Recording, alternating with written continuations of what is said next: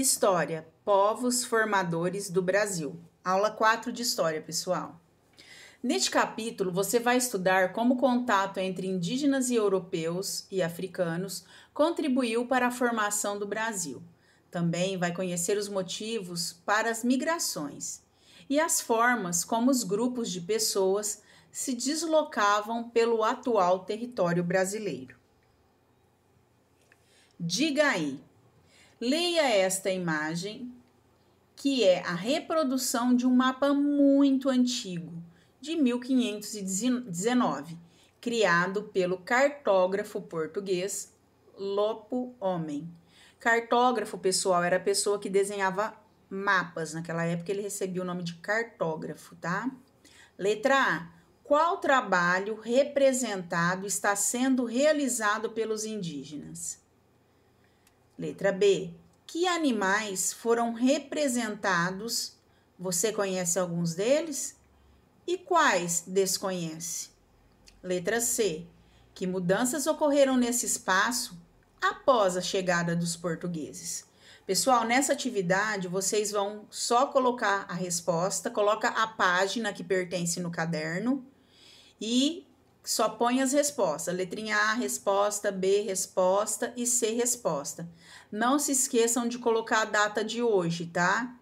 Para a gente não se perder depois, para a hora que a tia for cobrar em alguma atividade, vocês saberem a que exercício e a que página que pertence o que vocês estão fazendo. Os primeiros habitantes do atual território brasileiro. No Brasil, somos falantes de língua portuguesa, e isso nos diz muito sobre nossa cultura e história. Essa é nossa língua, porque os portugueses, vindos de Portugal, chegaram a essas terras em 1500. E anos depois, também, trouxeram famílias para viver aqui.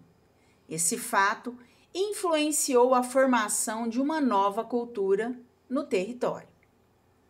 Contudo, antes de os portugueses aqui chegarem, as terras eram habitadas por muitos povos distintos.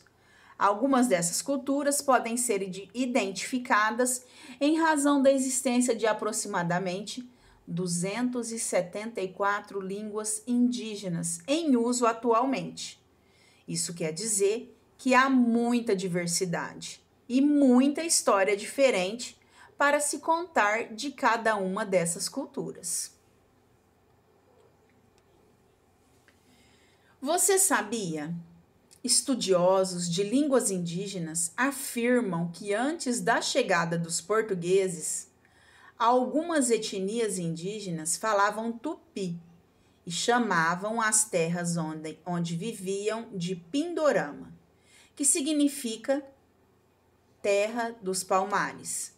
O nome do Brasil advém de vermelho, como brasa, provavelmente em razão da madeira da seiva vermelha do pau-brasil. Então, pessoal, como vocês já viram no conteúdo do terceiro ano do ano passado, o primeiro nome, o nome que os indígenas, aliás, deram ao Brasil era Pindorama. E como aqui no Brasil tinha muito pau-brasil, eles resolveram nomear o nosso país com esse nome. Diversas etnias indígenas habitavam o atual território em que vivemos.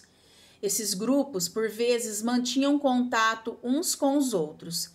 Existiam aqueles grupos que conviviam de forma pacífica, trocavam produtos e se ajudavam quando surgiam dificuldades. As aldeias cresciam ou se separavam, conforme a ocorrência de conflitos dentro e fora dos grupos.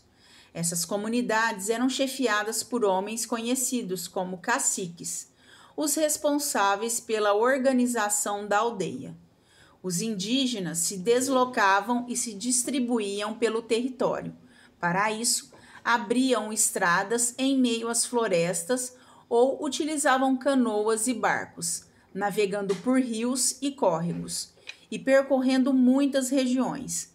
Os indígenas fizeram esses deslocamentos por centenas de anos. As canoas indígenas, também chamadas de pirocas, eram movidas a remo e próprias para navegar rios brasileiros, eram feitas por meio de entalhe de tronco de árvores. Depois do entalhe, a canoa era queimada por dentro e por fora, para fortalecer a madeira contra a umidade da água. Essa técnica de construção de canoas é utilizada até a atualidade. Você estudou que diferentes povos indígenas viviam nessas terras, antes mesmo de serem chamadas de Brasil, conectando com o mapa a seguir indica a localização de povos indígenas no período em que os portugueses aqui chegaram. Vocês vão observar esse mapa, pessoal, e vamos responder as questões da próxima página. Letra A. Quantos grupos indígenas foram indicados no mapa? Vocês vão observar as cores ali, os nomes, hein? Letra B. Quais dois grupos ocupavam a maior parte do território? Letra C. Quais grupos ocupavam predominantemente o litoral brasileiro? Letra D. E na atualidade, aconteceram transformações nesses espaços? Tchau, tchau, até a próxima aula.